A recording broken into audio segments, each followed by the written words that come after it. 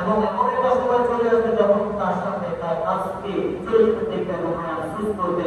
তখন সে বলবে, হ্যাঁ আমি যদি আরেকটু সময় পেয়ে যেতাম কাজটা করার জন্য, হ্যাঁ আমি যদি আরেকটু সময় পেতাম নিজেকে সুন্দর করার জন্য। আল্লাহ তাআলা বলছেন তখন সে সেখানে কোনো সাবর করার মতো তাকে কেউ দেখবে না। সে যে মানুষকে অনুসরণ করত, সে যে মানুষদেরকে দেখে শুনে চলত, যে মানুষদেরকে বেছে বেছে সে চলত, সে মানুষটা তখন তার পাশে থাকবে না। তখন আমি আল্লাহ তাআলাকে সে পাশে পাবে এবং আমি আল্লাহ তাআলা তখন আমাদের উপর জুলুম করব। তো সেই বিষয়ে আলোকে আজকে কিছু কথা বলার চেষ্টা করব। আল্লাহ তাআলা আমাদেরকে কোরআনের মধ্য দিয়ে কিছু কথা বলার তৌফিক দান করুন। এই চেষ্টা, এই আকাঙ্ক্ষা ব্যক্ত করে আমরা আলোচনা শুরু করতে চাচ্ছি।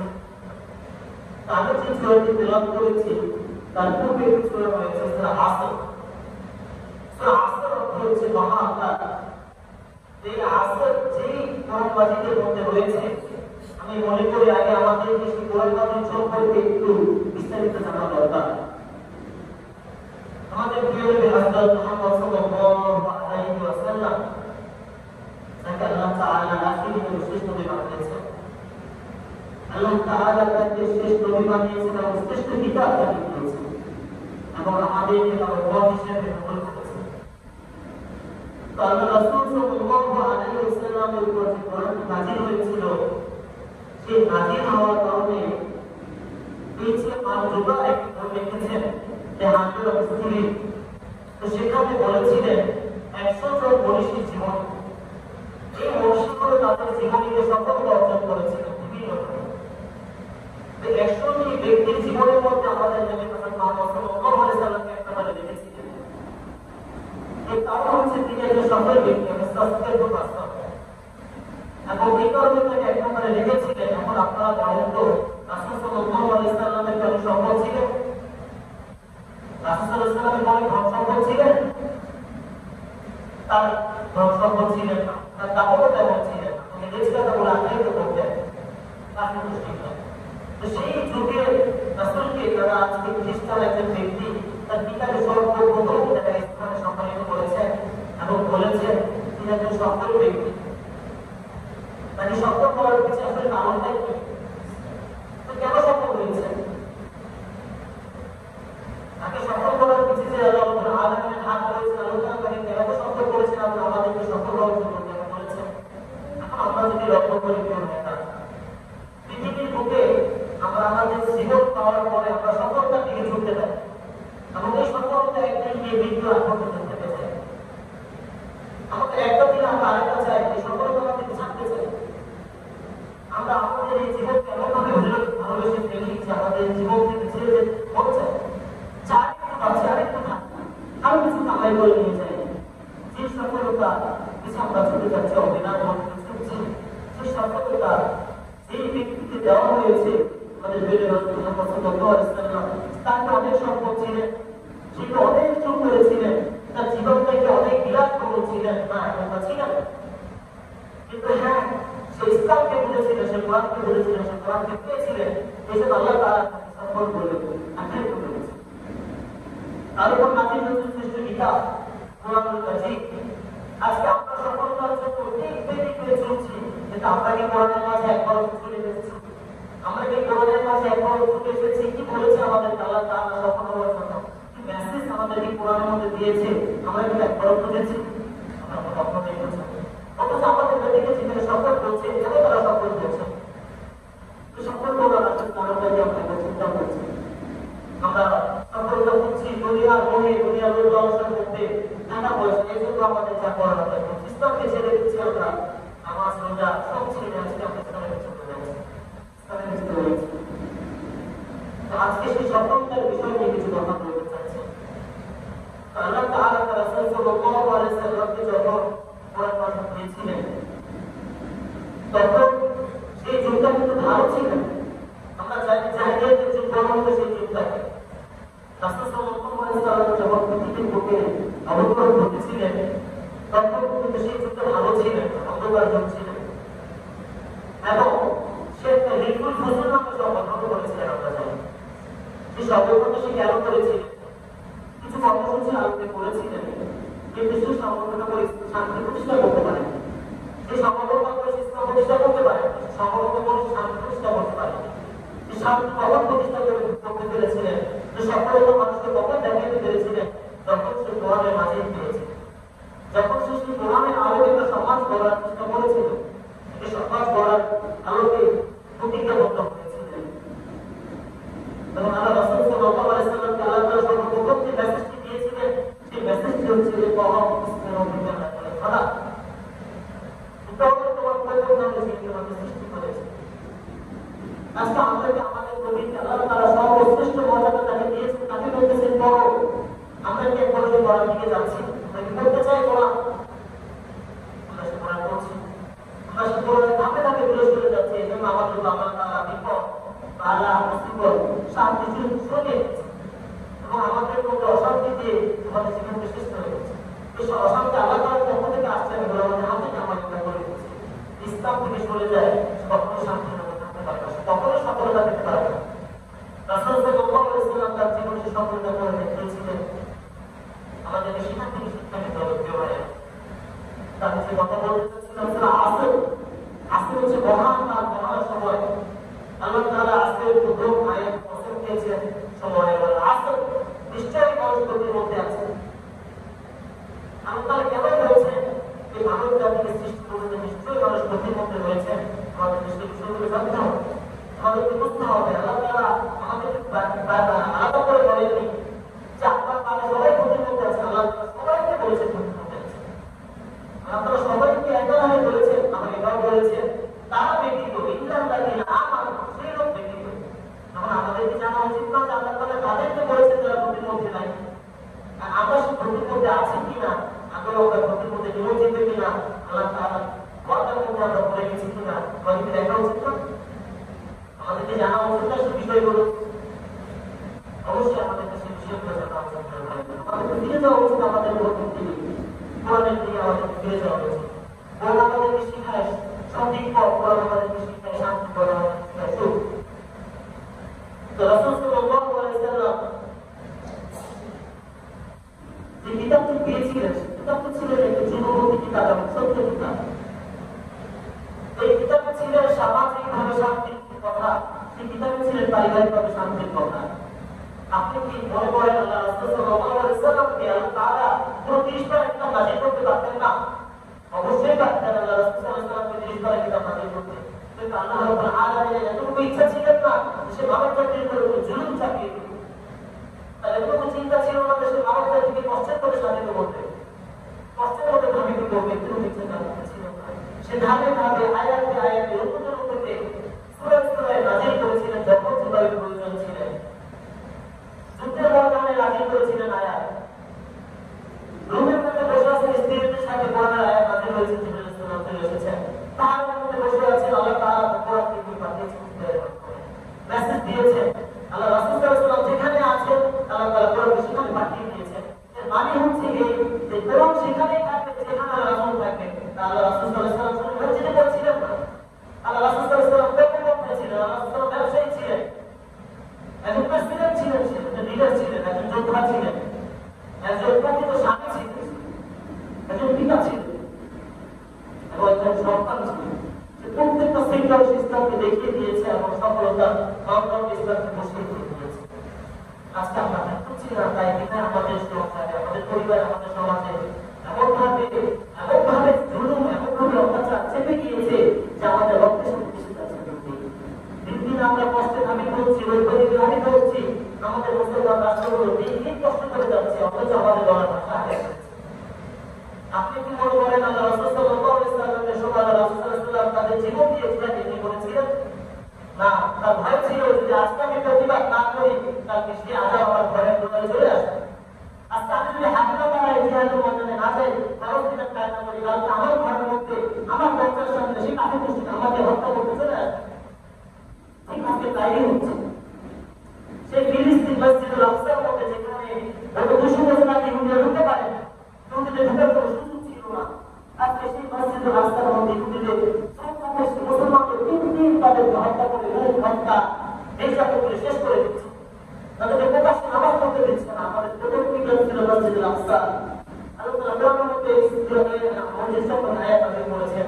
তখন আজকে সেই মসজিদুল আকসা আমাদের হাতে। আমরা কতজন চিন্তা করেছি বলেন যে আমাদের কতটুকুগুলো আমাদের হাতে কিভাবে চলে গেল? অথচ পৃথিবীতে সবচেয়ে বেশি সংখ্যা হবে দরকার। কারণ কেন আজকে আমাদের হাতে মসজিদুল আকসা, কেন আমাদের ভাইরা ভাই পাচ্ছে, কেন আমাদের মুসলমানরা বিচলিত হচ্ছে? আমরা একবার চিন্তা করে দেখি। আমাদের চিন্তা বুঝাতে আমরা করতে পারি। আমরা সে সালাউদ্দিন আইয়ুবীর মতো একটা নারী রাষ্ট্রের জিহাদের মধ্যে বেরোতে পারিনি এখনো। আমরা এখন আমাদের নিজেদেরকে পরিবর্তন করতে পারি। আল্লাহ তাআলা বলেছেন, আমি তোমাকে বাঁচাতে হবে জাহান্নামের আগুন থেকে। তুমি পরিবারকে বাঁচাতে চাও, তুমি সমাজকে বাঁচাতে চাও, তুমি পারবা। তোমাকে নিজের পরিবারকে বাঁচাতে হবে, তোমাকে নিজেকে বাঁচাতে হবে। যখন তুমি নিজের আগুন থেকে বাঁচাবা, যখন তুমি মনে করো তুমি নিজেকে জাহান্নামের আগুন থেকে বাঁচিয়ে চলছো, তুমি জান্নাতের দিকে যাচ্ছ, তখন তুমি এটা মনে করো না যে তুমি জান্নাত পেয়ে যাবে। আল্লাহ তাআলা তোমাকে জান্নাত দিবেন না। আল্লাহ তাআলা জিজ্ঞেস করবেন তোমার পরিবার সম্পর্কে, তোমার পরিবারকে তুমি কি শিক্ষা দিয়েছো? আল্লাহ তাআলা তোমাকে যে দায়িত্ব দিয়ে পৃথিবীর পাঠিয়েছেন, তুমি কি পালন করেছো, কি আদায় করেছো? আল্লাহ তাআলা তোমাকে কি পাঠান? আল্লাহ তাআলা একটা সুন্দর পৃথিবীকে তো নিয়ামত দিয়ে তোমাকে পৃথিবীতে আল্লাহ তাআলা পাঠান। আমরা যে টাকা কামাই করে উপার্জন করি তা শুধু আমাদের পেটের খাবারের জন্য, শান্তির জন্য, কিন্তু যে নিয়ামত আমাদের শরীরে আল্লাহ তাআলা দিয়ে দিচ্ছেন সেই খরচকে বহন করা। এই খরচ বহন করার সাধ্য কি আমাদের আছে? পৃথিবীর সবচেয়ে কোটি ইউনিভার্সিটি আছে, এই ক্ষমতা আল্লাহ তাআলা সঙ্গে নিয়ামত দিয়েছে। সেই নিয়ামতকে শুকরিয়া আদায় করা, শুকরিয়া আদায় করা যে শক্তিটুকু প্রয়োজন, সে শক্তিটুকু আমরা করতে পারি। তাহলে কিসের কাপড় আমরা বেরিয়েছি, কিসের কাপড় বেড়াচ্ছি আমরা, কি আলোকে আলোকে করে যাচ্ছি? আল্লাহ তাআলা সেখানে বলে দিয়েছেন কি মানুষকে গ্রাস করে ফেলেছে, মানুষকে এতভাবে ধরে ফেলেছে, তারা ভুলে যাচ্ছে যে তাদেরকে বলতে হবে, তাদেরকে পরবর্তী জীবনে যেতে হবে, আমাদের হিসাব দিতে হবে। যে বিষয়টি বলতেছিলাম যে আজকে রাসূল সাল্লাল্লাহু আলাইহি ওয়াসাল্লামের উপর যে কোরআনটি নাযিল হয়েছিলেন, রাসূল সাল্লাল্লাহু আলাইহি ওয়াসাল্লামের উপর যে কোরআনটি নাযিল হয়েছিলেন, এর শুধু রাসূল সাল্লাল্লাহু আলাইহি ওয়াসাল্লামকে জান্নাতে পাঠানোর জন্য নয়, রাসূল সাল্লাল্লাহু আলাইহি ওয়াসাল্লামকে যেভাবে কোরআনটি পাঠিয়েছিলেন এর শুধু শিক্ষা দেওয়ার জন্য নয়, গোটা মুসলিম জাতিকে শিক্ষা দেওয়ার জন্য এই কোরআনটাকে এভাবে পাঠানো হয়েছিল। এই কোরআনটা তোমার পরিবার যেভাবে প্রয়োজন, তোমার রাষ্ট্র যেভাবে প্রয়োজন, তোমার মসজিদে যেভাবে প্রয়োজন, আজকে তো আমরা তারা করতে করতে আমাদের কোরআন খতম করতে করতে কোরআনকে খতম করে ফেলেছি। এক একটা ওয়াক্তের পাশে 10 থেকে 15টা খতম নেই আমরা, বাকি বছরগুলো আমাদের খবর নেই, খবর থাকে। কোরআন একটা কিতাব আছে, মুসলমান জাতির জন্য আল্লাহ তাআলা পাঠিয়েছেন, আমরা ভোগ করি। আর রমজান মাস আসলে আমরা কি করব? কোরআন পড়তে পড়তে পড়তে পড়তে খতম করতে করতে ভালো করে কোরআন শেষ করব। কোরআন খতম হয়েছে। কোরআনকে আল্লাহ তাআলা এভাবে বলছেন, আল্লাহ তাআলা বলেছেন ধীরে ধীরে শুরু শুরু হতে হবে। আজকে আমি যদি এখানে বসে আপনাদের সাথে চিন্তা চিন্তা কথা বলি, চলে আমার উচ্চস্বরে কথা বলি, মুখটা দিয়ে কথা বলি, আপনারা অবশ্যই বিরক্ত হবেন। আপনাদের অবশ্যই গায়ে লাগবে হুজুরের ভাব লাগছে, হুজুর ভাবে কি বলতে চাচ্ছে, লোকে কেন কথা বলছে? আমরা যখন আল্লাহ কোরআন কিতাবটাকে পড়ি, তখন যখন আপনার অশুদ্ধ ভাষায় অসুরে বিশুদ্ধ অশুদ্ধভাবে তেলাওয়াত করি, তখন আল্লাহ তাআলা কি সম্মানে হানি হয় না? যাকে যে কোরআনকে আমি পাঠিয়েছিলাম সম্মানকে সেই কোরআন নিয়ে আসলাম, অপমান অসম্মান সেই কোরআন নিয়ে যে অপমান কি হতে পারে মানুষের জন্য, মুসলমানদের জন্য? যে কোরআনকে আল্লাহ তাআলা পৃথিবীতে প্রতিষ্ঠা করার জন্য দিয়েছে, আর সেই কোরআন থাকা সত্ত্বেও মুসলমান নিকৃষ্ট কোরআনে লাঞ্ছিত হচ্ছে, অপদস্থ হচ্ছে, মূল্যহীন হচ্ছে। সেই দিক থেকে দুর্বলতা আল্লাহ তাআলা আমাদের আল্লাহ তাআলা কোরআনে বারবার বলেছেন যে কোরআনকে মানবে আল্লাহ তাআলা তাকে সম্মানের উচ্চ মাকাম দান করবেন, আর যে কোরআনকে মানবে না আল্লাহ তাআলা সেই জাতিকে অপদস্থ করেছেন। রাসূল সাল্লাল্লাহু আলাইহি ওয়াসাল্লামের যে ঘটনা বলতেছিলাম, রাসূল সাল্লাল্লাহু আলাইহি ওয়াসাল্লামের কাছে কোরআন এসেছিলেন, রাসূল সাল্লাল্লাহু আলাইহি ওয়াসাল্লাম প্রত্যেকটা সেক্টরে, প্রত্যেকটা অবস্থায়, প্রত্যেকটা জায়গায় সেই কোরআনটাকে বিস্তার করতেন। প্রত্যেকটা জায়গায় আল্লাহ রাসূল সাল্লাল্লাহু আলাইহি ওয়াসাল্লাম কোরআনকে ছড়িয়ে দেখিয়ে গিয়েছেন যে কোরআন শুধু মসজিদে না, এই কোরআন ঘরের মধ্যে স্ত্রীর সাথে ব্যবহার করা যায়। এই কোরআন শুধু পরিবারে না, এই কোরআন রাষ্ট্রীয় ব্যবহার করা যায়। এই কোরআন শুধু রাষ্ট্র না, এই কোরআন বাজারে ব্যবহার করা যায়। এই কোরআন শুধু বাজারে না, এই কোরআন ব্যবসায় ব্যবহার করা যায়। আর যদি তুমি এই কোরআন ব্যবসায়, পরিবারে, বাজারে, রাষ্ট্রে, জিহাদের বাজারে ব্যবহার করো, তোমাকে আল্লাহ তাআলা দিবে সফলতা, সফলতা, সফলতা। আল্লাহ তোমাকে দিবে সেই মর্যাদা, যে মর্যাদা তাকে তাকে লিখে দিয়েছে, সেই মর্যাদা দিবেন যে আপনার আল্লাহ বলতেছেন আজকে আমরা ভুলে গিয়েছি, আমরা ভুলে গিয়েছি মরদের তলার খেলা করো, আমরা ভুলে গিয়েছি সালাউদ্দিন আইয়ুবী খেলা করো, আমরা ভুলে গিয়েছি যে তুর্কির ইতিহাস। আজ পর্যন্ত আমরা আমাদের ইহুদিরা ঢুকিয়ে দিয়েছি সেই ভারতের ইহুদিবাদী আপনার ইলুমিনাতি এইসবই আমাদের মুসলমান ভুলে গিয়েছে। আমরা সেগুলোর মধ্যে আকৃষ্ট হয়ে গেছি, আমরা সেগুলোর মধ্যে ভুলে বেড়াচ্ছি। আমাদেরকে স্মরণবর্তী কোথায় গেলে আমরা আমাদের চোখকে কানকে ওখানে আবৃত করে ফেলেছি। আমরা কোরআনকে বুঝতে চাই না, কোরআনকে নিতে চাচ্ছি। এজন্য আমরা ব্যক্তিগতভাবে আমরা নিজেরা দায়ী নয়।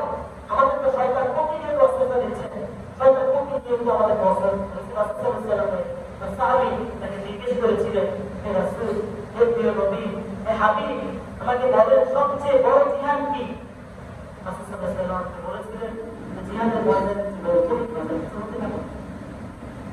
রাসূল সাল্লাল্লাহু আলাইহি ওয়াসাল্লাম বলেছিলেন, না, এবার তুমি সাহাবী শুনে রাখো, জিহাদের ময়দানে যখন তুমি যাও হয়তো তুমি শহীদ হবা, না গাজী হয়ে ফিরবা, দুইটা আল্লাহ সম্মান রেখেছেন।